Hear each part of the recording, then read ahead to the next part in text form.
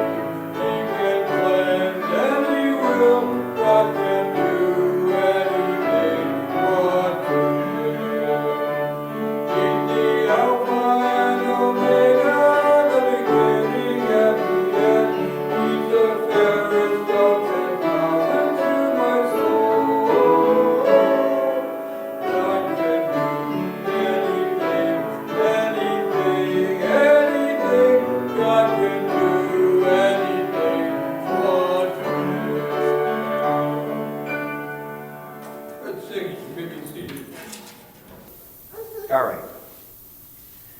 We ended on the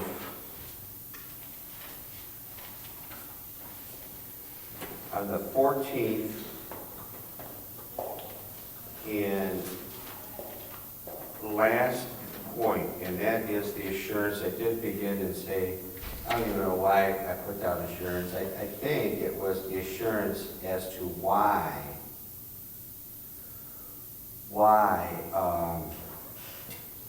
Paul is guilty. They want to have this presented to have other input as to why what kind of charges they want to bring against him, because they had no charges. I don't even know if they had any conclusion about charges. You know, they wanted to do that though. So anyway, Father, bless our lesson today and our preaching and everything else that's going to go on. All for the sake of Jesus, I pray for that it would just be edifying for the believers now. In Christ's name, amen. I've never been in that Methodist church ever. And I was in there the other day on Tuesday and then for the pickup on Thursday. Thursday I sat in there because the movers had yet to come. I was paying attention to the architecture. Man, they just don't build them like that anymore. And that's probably not as ornate as they could be. I mean, it's all vaulted. I mean, it's really done up. I think it was built in 1927, I think they said. It is the merger of three churches to try to stay alive. So I asked how many are coming. They said, well, 100. That's the merger. Well, they're going with a big internal split right now. I read somewhere. Yeah, of liberalism and a mess. Yeah. They do bell ringing there every other week or once a month. She didn't even seem to know bell ringing. They have bells. I think they said they have 5 octaves bells. You know, it's cool to see it once. I mean, Grandpa Jones did it on the Ehaw. He'd have a bell on his feet. Remember that? Oh, And- yeah. Pardon? Valerie does I that. know, but Valerie has a video she did on YouTube, Facebook. of bells. Yeah, during Christmas Oh, time. bell choir. So anyway, they have a bell choir, and then she said, but she said, didn't say 5, but It was, she said, it's ecumenical, meaning they have to have, I think, like 5 different churches involved to get the bell ringers. To have enough people, or just accommodate the philosophy? Not to accommodate the philosophy, to have enough people. Yeah, because you have to have so many. Well, there was only, there's 5 octaves, and I think there's only 8 of them, 8 people. Yeah, that's not enough. You can only handle maybe. Well, it's ecumenical, she said, there, any place they can get to do the bell ringing, but it's not like it's a dozen people, it's a handful. They can't even get that many out of the church. I went in the back, I saw one of these, it's the same make and model. I learned a couple things. It's that wide. That must be for a conductor to have. It was pretty cool, the stand. And then they had 2 electric guitars. They said, well, we don't have a guitar player anymore. So there's no guitar player. And in a way, that was a good thing, because there's 2 electric Ecumenical, I can guitars play that. in the back. Very ecumenical. They're selling a building. They have 3 buildings because of the merger. They're selling one and trying to get it ready. And then they have a staff. They're hiring a piano player. And there's the staff. I don't even know how they support it. And then there's a lot of maintenance on the building. They're trying to get it so it doesn't leak anymore. Even though if you drive by, you wouldn't know that. And you can't really see it. There's a little damage you can see here and there. And there was something else. It's just an ecumenical mess. Those that are working there were from other churches that I indirectly knew, from customers and salesmen from years ago, and there's no one left there that I know personally. There was something else there too that's very, it's a sign of the times. The sign of the times. Sign of the times. Anyway, the assurance. We have prayed. Acts 9:15. Paul is going to fulfill his role in his calling.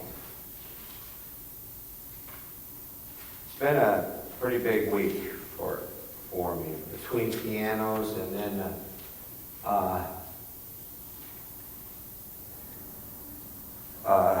well, let's just go to 9:15 and read that, Acts 9:15. But the Lord said unto him, Go thy way, for he is a chosen vessel unto me, to bear my name before the Gentiles and kings. And that's basically it's the kings and the children of Israel.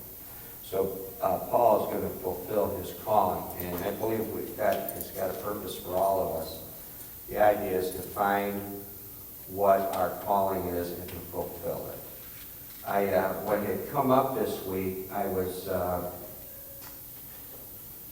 picking up the boys from swimming, and I noticed that there's this farm. It's a mile and a half down from where I grew up. It's right at the corner of Richmond and Solon. And there's 4 acres there for sale. A farmhouse, 3 or 4 outbuildings, a barn, and it's all kind of open. It was for sale. I decided, well, I'm going to check it out. And I pulled in, and it turns out I know the guy there. And he said, what are you doing on my property? And so the wife was there too. I said, well, what are you asking and all?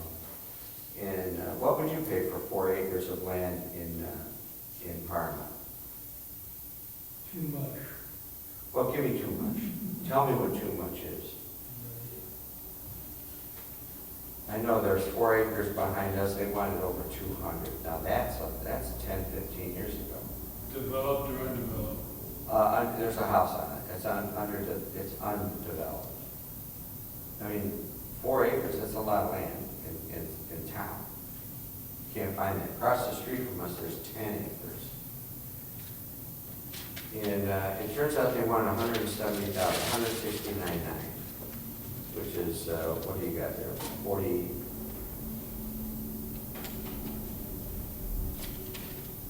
43,000 an acre, which might be the going rate for acreage.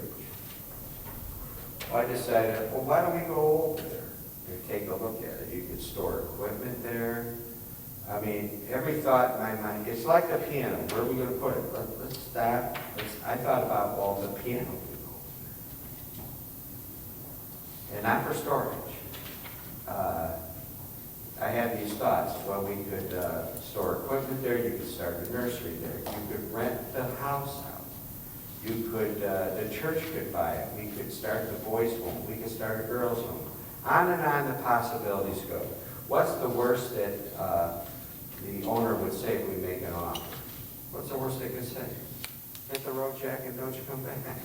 No.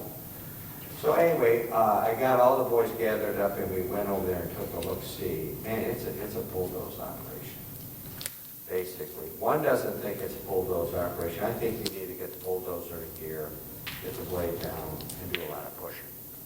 It's pretty rough. And the realtor described it as rough.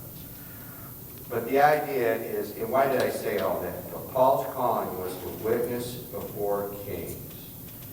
And so we all have a different calling to fulfill of what the Lord would have in God's providence. And we sure don't want to stand in the way. So I tend to check out possibilities of, just drove in and took a look. And they've already called me back. I said, well, I'll sleep on it over the weekend and ask the boys again what they think. I mean, we got no's, maybes, more no's than not, than yeses, and one yes, and one wants to offer half price. I mean, it's worth $80,000, something like that. If you put 4 houses on it, and you get, because it's a long, narrow strip, and you go out of your house, you sit on the front porch, anybody know what the view is? What you see a high-rise. Yeah, the apartment building. And a dump. When you sit on your front porch, you want to see a high-rise and a dump. It's the actual dump and the high-rise. And you're not going to put a $250,000 house there with a front view of a dump and a high-rise, So anyway, Paul is fulfilling his calling. So I'm always open, and I feel too tired to do all that, but to fulfill the calling is so important in life. And it is to bear his name, to bear his name. 1 Corinthians 16, this great door and effectual is open unto me. For, as it says, 1 Corinthians 16, verse 9, for a great door and effectual is open unto me, and there are many adversaries. All right, so listen, we can always find excuses not to do it. Always find excuses not to do it. Many adversaries. Why should we have built a church here? Give me a reason not to do that. Yeah, we built it in, it's a landfill. That's one reason.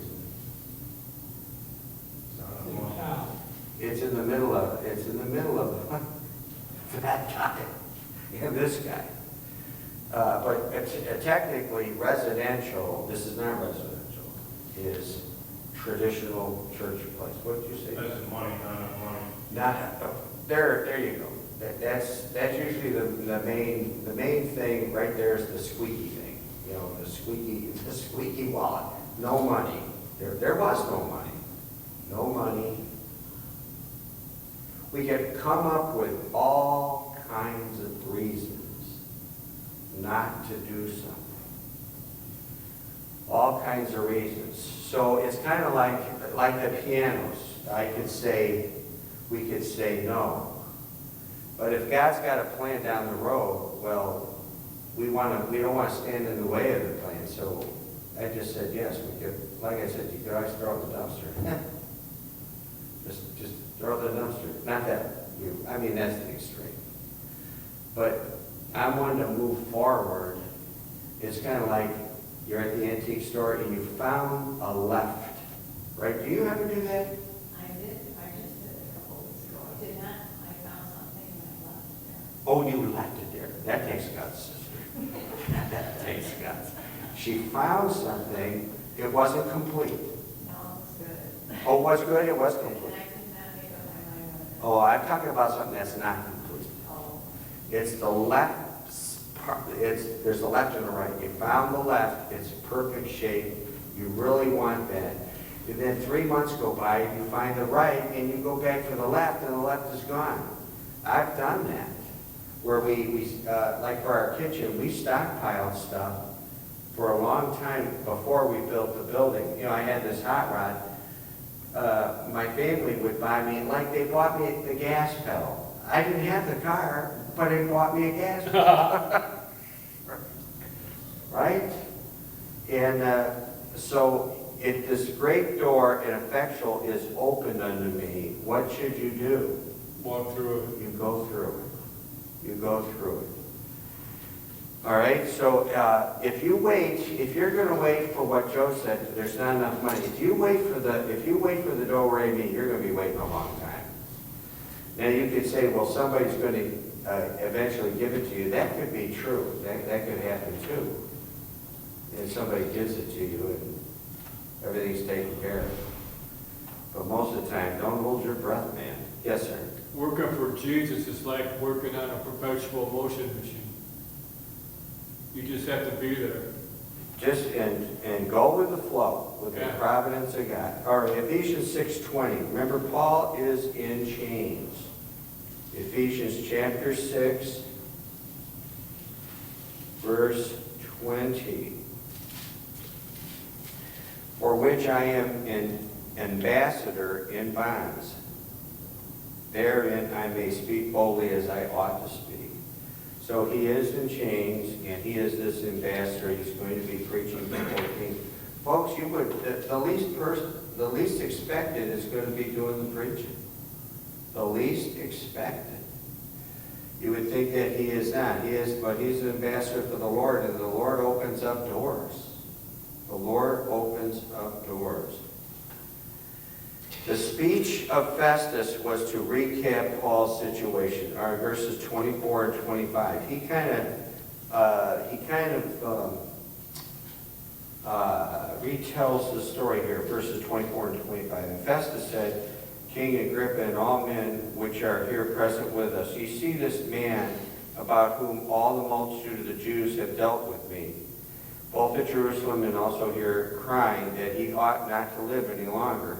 But when I found that he had committed nothing worthy of death, and that he himself had appealed to Augustus, I had determined to send him. So, according to their law, he has no choice. He's going to send him. Augustus is the name, Caesar is the title. We went through the titles last week, like Caesar Herod, President, give me some others. A monarch, Prime Minister, Dictator, Czar. That was a good one. We always said Prime Minister. What about in those Indian countries? What do they call them? Or Buddhists? Is there a rule? Emperor, that's another good one. So anyway, that's what that was. His first name is Augustus. All right. So there, and the dilemma is that he has no charges to lay against Paul, to send him to Rome. Verse 26 and 27. Of whom I have no certain thing to write unto my Lord. Wherefore I have brought him forth before you, and especially before thee, O King Agrippa, that after examination I might have somewhat to write. For it seemed to be unreasonable to send a prisoner, and not withal to signify the crimes laid against him. Now, and then I said, I brought this up as a possibility to interview him. Obviously, it's God's providence to interview him, and have him preach, and then have him sent. That is God's providence. But I said, there's no television, these people have nothing else going on, and they want to use this also for entertainment. Now, it doesn't say that, and that may not be a reason, but it could be a reason.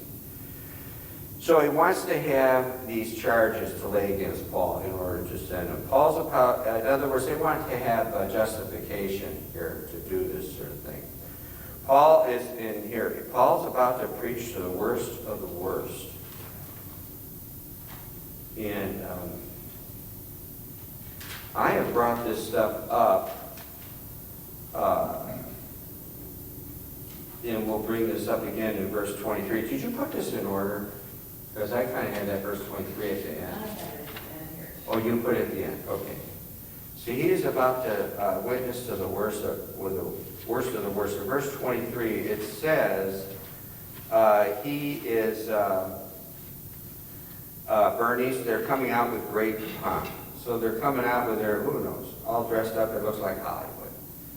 It looks like, when did they dress up? I've never seen the movie My Fair Lady. Do they have a lot of dress up in that, My Fair Lady? Yeah, Hello Dolly, do they have, I've never seen that. yeah. That all kind of a great pomp. You know, those musicals from the 20s and 30s, a lot of things going on. Sells dresses. With great pomp.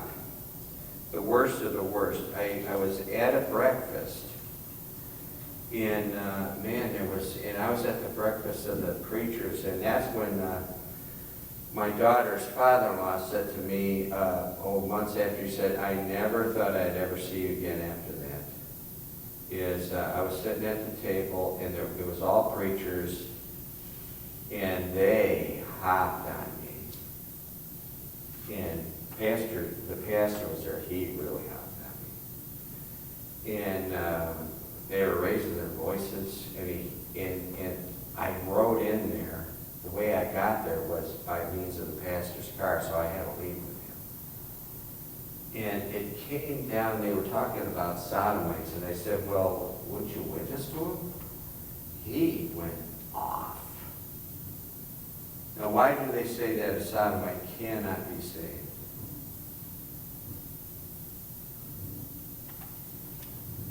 They have a verse in Romans chapter 1. They've been given over to what? To a reprobate mind. Yeah, but the reprobate might be cursed before the Sodom, I think. They've been given over to a reprobate mind. They use that as the proof text. Due to unbelief, and then they go and do any old thing. Now, in reading up on You it, got it. pardon? Then they're limited, you got it. Put it in the box. Well, that's what they'll use for their proof text. Now, I've been in there, been amongst them. I mean, I just kept quoting verses. I kept doing they kept getting hotter. And I was the new kid on the block. And I just kept quoting verses. They've been given over reprobate mind. I didn't know how to respond to that. And so in my reading with Peter Ruckman, is he said, given over a reprobate mind, you had a reprobate mind before you got saved. That's his answer to that. Well, it was. To withhold witnessing and use that as the excuse, he said, well, you were in the same boat they were. Is that you have a reprobate mind before you got saved. Now, that's his answer. And he does not just say it. He backs it up with a verse or so. Yeah, and if you ask me to remember what that verse is, I can't tell you. But that you were in the same condition, not that you were a sodomite, but you had this reprobate mind. Is you cannot use that as your excuse. So we got back in the car. Now, his car did not have a sunroof. And I got back in the car. I said, you need to tell me you would witness to Goebbels or to, give me another name. Goebbels. Gary. Say it again. Gary. I said, you would witness, I think, in one of those. Wasn't the Luftwaffe, wasn't he a sodomite? Gary? I don't know. I said, you would witness that? I know these guys who take the pill. It's in their hem. And they take the pill, and you had the Nuremberg trial or whatever. They stick it in there, and they're dead in 5 seconds. Boom. whatever they're taking, cyanide, or they take the pill. And I said, you mean, if he could have put his hand through the roof, he was screaming. Now it was just him, me, and this other preacher were in the car. He just let me have it. And his answer to that was, cast not your pearls before swine, which is Matthew 5 or 6. It's verse 6. It stands alone. And the answer to that verse is that the swine is casting your pearls before dogs and swine, as it says in 2 Peter. That the swine, dogs are the unsaved preachers, and the swine is women preachers. Casting your pearls, that's what it means. The verse stands alone with 2 paragraph markings. It's all alone in the middle of nowhere. He said that's what that means. It doesn't mean you should witness to these people. So if these are the worst of the worst, now I'm not going to tell you what others say about the worst of the worst here, because it is violent from there down of what they're witnessing to here. These people, these Roman rulers, and who they really are, and what is going on with these people, of the sins that they're involved in. Now, whether or not they can prove all that or not, but the idea is that these are the worst of the worst, and Paul's not holding back. He's not witnessing to clean people. He's witnessing to people who need Jesus. And so these have a reprobate mind. They're the worst of the worst. And so he's going to witness to them. And it says with great pomp. With great pomp, it's as a vapor. It's here today and gone tomorrow. Skin deep. It is the wisdom of this world. It is the natural man. He looks past the jewelry, and what they're wearing is not costume jewelry. By the way, what is costume jewelry that's worth money today? And not hundreds of thousands of dollars. What kind of costume jewelry? As one example on Antiques Roadshow.